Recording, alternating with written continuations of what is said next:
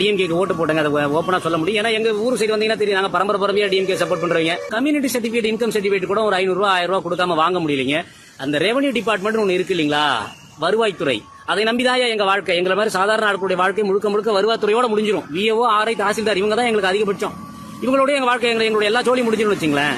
நீங்க நான் இவங்க எதுக்கு எடுத்தாலும் வருவாய், நாங்க அங்கதான் போய் நின்னாகணும். ஒரு லேண்ட் டிரான்ஸ்ஃபர் ரெஜிஸ்ட்ரேஷன் பண்ணணும்னா 2021 இருந்து ஆட்டோ டிரான்ஸ்ஃபர் ஆகணும் பட்டா அப்படின்னு சட்டம் அமலுக்கு வந்துருச்சுங்க. ஆனா ஆகலைங்க. 2022 ஜனவரியில் ஒரு லேண்ட் ரெஜிஸ்டர் பண்ணிருக்காங்க, அது ஆகல. ஐயா, நேரா பார்க்க கூடாதுங்கிறதுக்காக தானே இந்த டிஜிட்டல் சேவைன்னு ஒன்று வச்சிருக்கீங்க. எல்லா டாக்குமெண்ட், எல்லாத்திலையும் டாக்குமெண்ட் நம்பர் இருக்கு. உங்கள்ட்ட ஒரு போர்ட்டல் இருக்கு, டாக்குமெண்ட் நம்பர் போட்டா அந்த டாக்குமெண்ட் பேக்கா ஒரிஜினல் உங்களுக்கே தெரிஞ்சிட போதுங்களா. இது ஆமா இவன் ஏதாவது அலிகேஷன் வைக்கிறனா அப்படின்னா இல்ல, யார் மாதிரியா குற்றச்சாட்டு வைக்க வேண்டிய நிலை எனக்கு இல்ல. பொதுமக்களுடைய வலி வேதனை ஒவ்வொருத்தரும் அந்த தாசில்தார் ஆபீஸ்ல இருந்து, விஓ ஆபீஸ்ல இருந்து, ஆர்ஐ ஆபீஸ்ல இருந்து புலம்பிக்கிட்டு தலையில அடிச்சுக்கிட்டு கண் கலங்கி வெளியில வர்றதை பார்க்க முடியுது.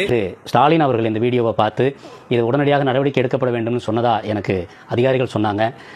அந்த அடிப்படையில் எனக்கு உடனடியாக கடலூர் மாவட்டத்தில் இருக்கக்கூடிய கடலூர் மாவட்ட ஆட்சியர் அவர்கள் திரு அருண் தம்புராஜ் அவர்கள் அவங்களே நேரடியாக அழைத்து எங்கிட்ட பேசினாங்க. நடந்த விஷயங்கள் ரொம்ப தெளிவாக எங்கிட்ட விசாரணை பண்ணாங்க. உரிய சம்மந்தப்பட்ட அதிகாரிகளுக்கு இதை உடனடியாக ஃபார்வர்ட் பண்ணாங்க. இது சம்மந்தப்பட்ட அந்த அதிகாரி காஞ்சிபுரம் மாவட்டத்துக்குள்ள உட்பட்ட ஒரு அதிகாரிங்கிறதுனால கடலூர் மாவட்டத்திலிருந்து காஞ்சிபுரத்துக்கு வந்து உடனடியாக அந்த புகார் மாற்றப்பட்டது.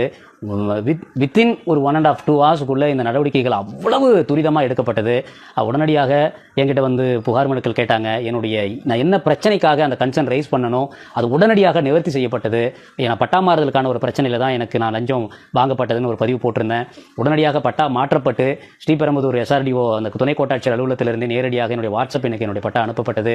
இதெல்லாம் வந்து உண்மையிலேயே மிக பூரிப்பாக இருக்குது, ரொம்ப சந்தோஷமாக இருக்குது. இப்படி ஆனால் என்ன இந்த இப்படி இவ்வளோ துரிதமாக அந்த நடவடிக்கைகள் எடுக்கப்பட்டது. உடனடியாக அந்த சம்பந்தப்பட்ட லஞ்சம் வாங்கின அந்த அதிகாரி விசாரணைக்கு உட்படுத்தப்பட்டார்.